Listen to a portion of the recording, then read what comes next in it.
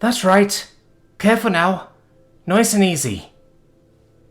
Zella instructed her student as they slowly came into land.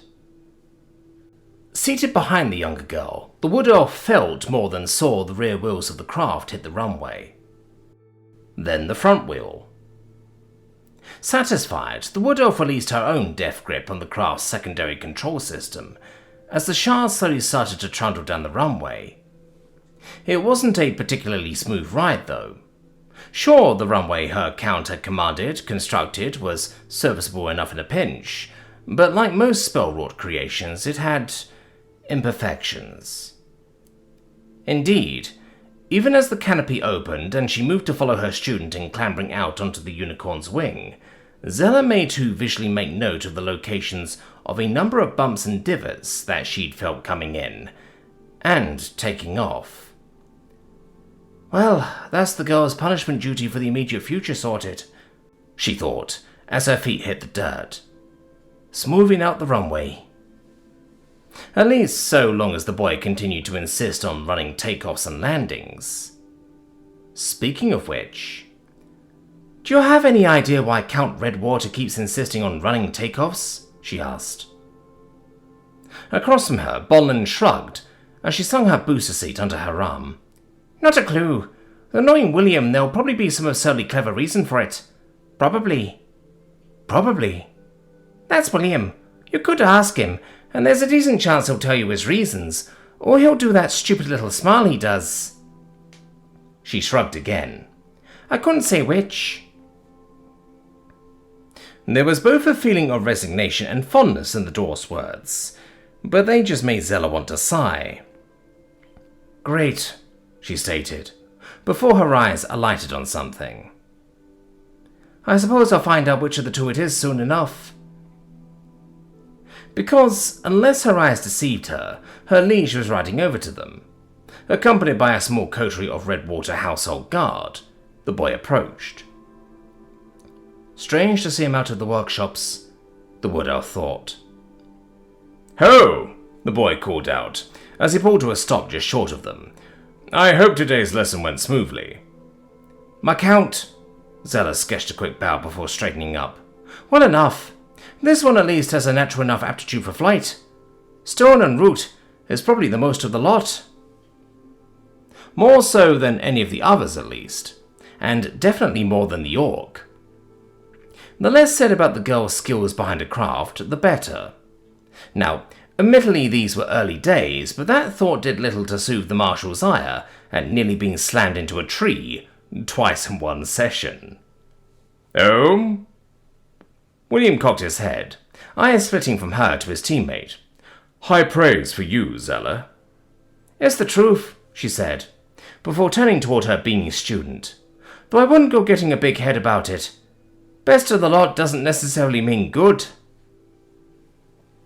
The girl had talent, but nothing good would come from the girl getting a big head over the fact. Which was why she felt some small level of satisfaction at the way the girl flinched. No, but the implication is certainly there, her count said quietly, rather nearly undercutting the point Zella had been trying to make as the dwarf perked up again. Though that's ultimately neither here nor there. Truthfully, I didn't come out here just to ask about my teammates' progress. Oh. Zella raised an eyebrow. Is today the day I finally get to see Count Redwater behind the controls of a shard? It certainly hadn't gone unnoticed by anyone that while the boy had set the rest of his team to practicing their flying skills as much as possible within whatever spare time Zella had to act as their instructor in between her other duties, her liege hadn't even so much as glanced in the unicorn's direction, content to let his fellows make use of the training craft. Which wasn't totally unexpected, given how busy he was with the many projects that were now underway in the county's workshops. Still, there was less than 2 weeks left before the whole team would be returning to the academy. A few hours on the stick would be valuable. At least when it comes to outperforming the other brats in his house, Zella thought. It wouldn't do much to even things up where the other houses were concerned. Most noble brats had been practicing in their family's shards for about as long as they'd been able to reach the controls. Indeed, It was pretty commonly acknowledged that while the royal house often performed well in the first year, when the focus was on more athletic pursuits, that relative level of skill dropped off sharply in the second, when shards became the focus. Because for all that even a common-born brat could practice how to fight, most of them wouldn't have even seen a shard before attending the academy. Zella certainly hadn't. Then again, Redwater used to be Ashfield, she thought. Man or not, he might have had some experience with his family's craft. It'd be unusual, but not completely unheard of. And William Redwater was nothing if not unusual. Not today, I'm afraid, he laughed easily. No, I've a new project of sorts that I was hoping to get your opinion on before I break ground on it. Another, William? Bolin chirped, turning her gaze away from where the hangar-minder was wheeling the unicorn back into his hangar. Don't you have enough to be getting on with already? I'll remind you that my family are still waiting on a meeting with you. To his credit, the boy flinched. I'll not deny I'm busy, and I promise I'll get that meeting done before we go back to the academy. Unfortunately, this particular project can't wait. His eyes flitted back to Zella, who hummed. As much as she wanted to return to the 100 other tasks that she needed to get done as part of her role as marshal, a request from her liege wasn't exactly something she could blow off. If he complained later about the expansion of his household guard being slower than he wanted, she'd just remind him that it was him who pulled her away from it. All right, she breathed. Though I assume we won't be hashing it out on the landing strip. Grinning, the boy nodded, before gesturing to one of the riderless horses his retinue had brought with him. After you, milady. She moved to clamber onto the horse before pausing. Was she crazy? Or did he check her out just then? It was quick, but she definitely didn't imagine him giving her a once-over as she moved past. Huh, she thought, as she stepped into the stirrups. Perhaps there's some truth to the rumors of him and that royal messenger from last week. Well, if the boy wanted to waste her time by exercising a few of his mummy issues by giving her a good ploughing, she could definitely live with that kind of disruption to her schedule. Unfortunately, it seemed she'd not been invited into her liege's office for a good ploughing from the young buck. At least, not physically. Mentally and emotionally, she certainly felt like she was being fucked with. This isn't a terrible idea, she repeated, for what felt like the third time since she'd entered his office. Admittedly, the first two were being a bit more subtle, but given that didn't seem to be working, she'd been forced to use less tactful language. At this point, it didn't care if she went the way of Silverwater as a result. This was a terrible idea, and that needed to be said. 8 minutes, the boy stressed. 8 minutes. All a mage needs to do is activate the core, and you've got 8 minutes before it stops producing ether. Thereafter, all the controls for a shard are mechanical. It doesn't matter if it's a plebeian behind the controls or a mage. The wings still work. The guns still work. The ammo belts are enchanted in advance. It's the same. No, it's not. No mage in the cockpit means no lightning bolts at close range. And if the shard does get shot down, the poor sod inside won't be able to bail out without being shredded by the propellers or falling to their death.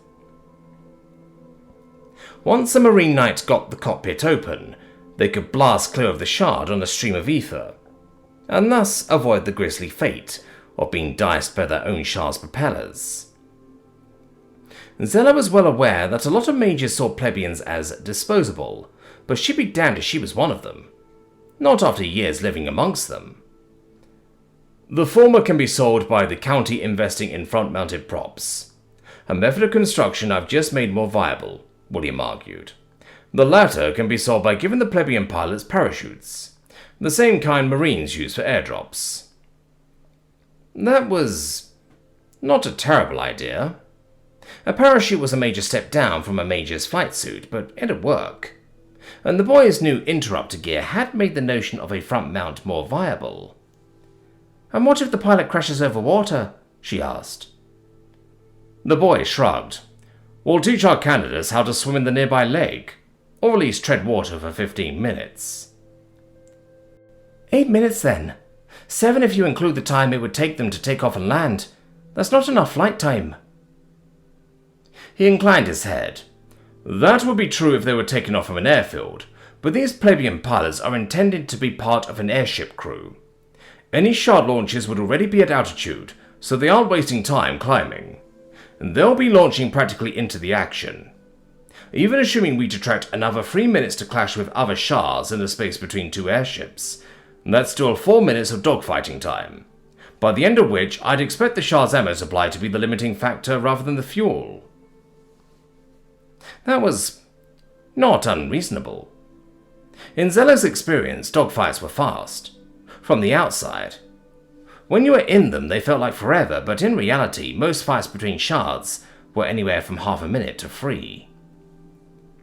Frustrated, the wood elf opened her mouth to bring up another argument, only to find she had none. Which wasn't to say there weren't still arguments unaddressed. The boy hadn't had an answer to her points about in-flight spells. Still. Why are you so interested in this? She asked. Plebeian pilots, I mean. Ignoring their effectiveness. They're just not needed. Even if half of the mages in the country died tomorrow, there'd still be enough to crew every ship and pilot every shard. Sure, some new pilots would need to be drawn from the ranks of the magesmiths, but rare was the menial mage who didn't secretly long to be a marine knight. William leaned back in his chair as he regarded her over his desk. Because in doing so, I'd be able to have 5 members of my team acting as boarders or counter-boarders, while also having 2 shards in the air. I just need one of them to activate the cores. And in doing so, risk losing the mithril cores attached to those shards, because you didn't have the best woman possible in the pilot seat, Zella stressed. Only to immediately feel like cursing as the boy just shrugged. Fine then.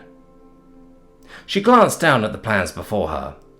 Assuming I agree to this, which is a big fucking assumption, it says here you want me to train. She double-checked the numbers to make sure she was reading them right. 40 pilots, she said numbly. For a county that currently has 2 shards, one of which is mine and thus is mine, and mine alone to fly, even if I am acting as part of your liege levy. The other of which is a training craft on loan from the Royal Navy, and due to be returned within the week. Rather than be ruffled, the boy just smiled.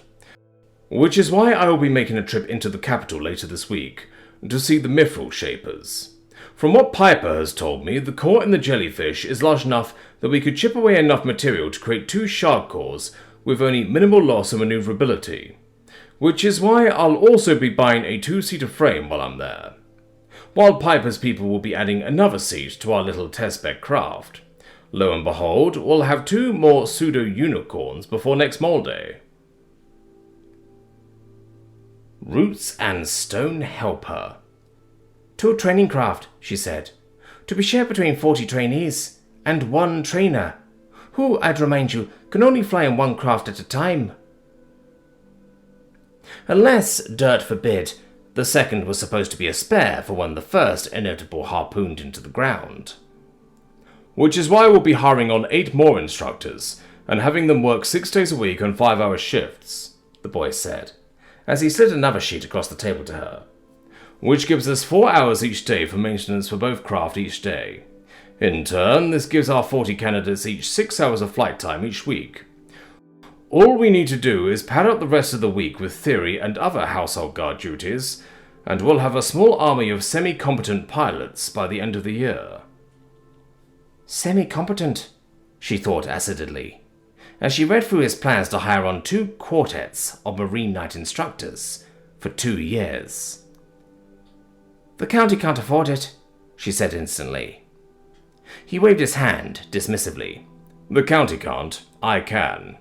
The jellyfish and this title weren't the only rewards I received for my work on the Kraken Slayer, the Spellbolt, Flashbang, and Radio. What the mulch was Radio? She shook her head. Perhaps it was time to change tacks. Okay, well I'm pleased to know you won't be taxing the populace into the dirt to afford this madness. Won't you need those shards at the academy? She paused before absently recalling that she was talking to a superior. My lord. Fortunately, the human barely even seemed to notice the slip. Why would we? Plenty of people without access to shards attend to the Academy. As I understand it, the Academy has a communal pool of shards available for that purpose. Zella nearly choked on her own spit. That is, while I'd never speak ill of good Royal Navy craft, there's no denying that by dint of their mass-produced nature, they tend to be inferior to the bespoke units provided to the heirs of other houses by their noble parents. Zella knew that, because she'd been forced to fly in said mass-produced planes against cadets who were flying machines with enchanted frames made from lighter, more expensive materials. At the time, it had seemed terribly unfair, but years later she had realized it was intentional. It was for training for the reality of being a pilot in the Royal Navy. Certainly the organization maintained a fairly advanced fleet, but it couldn't replace dozens of shards every time a new innovation in design was invented. Not regularly. Not like a noble house that only had 1 or 2 shards to its name.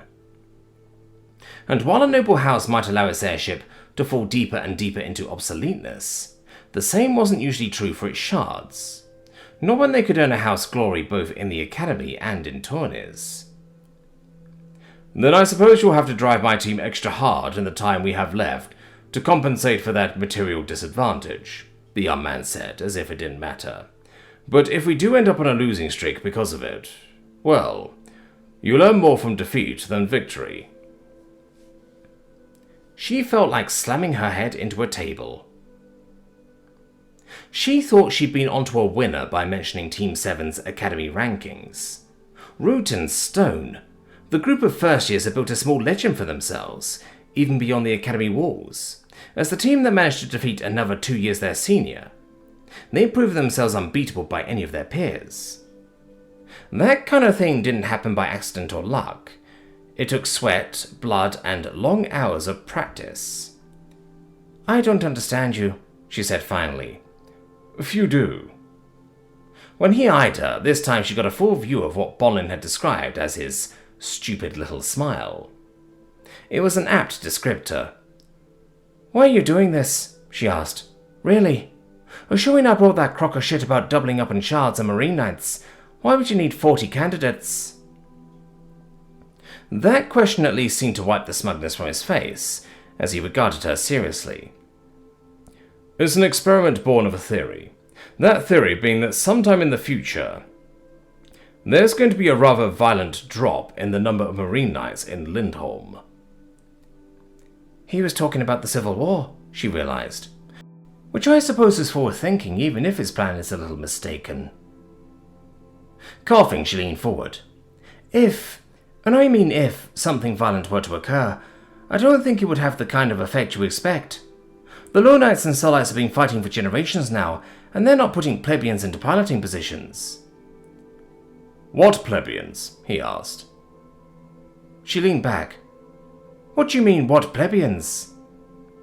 He eyed her. Exactly what I said. What plebeians? None of the Sullites or the Lunites have plebeians beyond what orcish slaves they import. Other than that, and a few groups of dwarves and humans, the Sullites and Lunites are all elves. Which meant they were all mages, Zella realized belatedly. Okay. She took a breath. Ignoring the old continent being a bad example, even if the Marine Knight population were to dip, more would just be recruited from the menial mages. The boy shrugged. Under normal circumstances, yes, but you're failing to remember that we've just had a massive influx of mithril into the market. Enough that we'll likely still be trying to build frames for it all when you're old and grey, let alone me. Can Lindholm really afford to take those mages off the production lines for new airships and shards? He tapped the table. Perhaps. It'd be a difficult decision, but I could see the Queen siding in favour of replenishing her combat losses. After all, what use is more ships and shards if she doesn't have enough mages left to operate them? The tap got harder. Unless an alternative presented itself. Plebeian pilots, Zella breathed. as she came to the realization of just how far ahead the man in front of her was thinking. Plebeian pilots, he grinned. Now airships will still need captains and defenders to both keep said ships in the air and activate the shark course for said plebeian pilots, but ultimately my little experiment might allow our sovereign to avoid our hypothetical future dilemma. It was genius. It was madness. It was... "I'll do it," she said finally, raising her hand to forestall the grin that threatened to slip across her liege's face. "Part of me still thinks this is a mistake. After all, your hypothetical is still just a theory. I don't personally think things will ever get that bad." She paused. "With that said, you have convinced me that there's some merit to this, unorthodox as it is." Plus, he'd all but admitted he wouldn't be raising taxes to afford it all. That was what she'd mostly been worried about. Everything else had been inertia and good sense in the face of insanity. "Maybe it won't come to pass, maybe it will," Williams said, as he pushed more plans across the table to her. "You don't need to worry about what your 40 new recruits will be used for, only that they're ready when the time comes." Well, she could live with that. Though hopefully this would be the Lord's last spurt of madness before he went back to the academy. "I'm sorry, my lord. I think I misheard you," Piper said slowly, as she glanced from the boy in front of her to the shard that was slowly being reassembled behind him. "What did you say you wanted me to do?" "The ether ballasts," the madman said, as if it was the most natural thing in the world. "Remove them. All but the front one. Fill that with water. Make it as front-heavy as you can before it completely unbalances." Ah, she hadn't misheard him. She only wished she had. Still, as her old mistress used to say, the client's always right, even when they're totally fucking wrong. At the very least, this request was no more nonsensical than the creation of a good dozen different subcomponents that her people had no idea the purpose of. The current leading theory was that it was some kind of pump intended to replicate the fire-breathing mechanics of a wyvern or a dragon. A theory that was both backed up by their liege's ongoing stockpiling of earth blood and contradicted by his insistence on a front-mounted propeller refit. Because as impressive as the interrupter gear was, it wouldn't keep any propeller from being coated in flaming liquid should one attempt to fire such through it. Yet now this request for a front ballast to be filled with water seemed to argue once more in favour of a flamethrower concept. After all, if the prototype worked, it would be easy to replace the water with earth blood. "But why remove the ballasts?" she thought distractedly. "What purpose does that serve?" She was still thinking said question through when a small cough reminded her that the man who posed said question, and held the purse strings of her entire guild, was still patiently waiting for a response. As you wish," she said hurriedly. "I'll be sure to convey your new design specifications to the mechanics."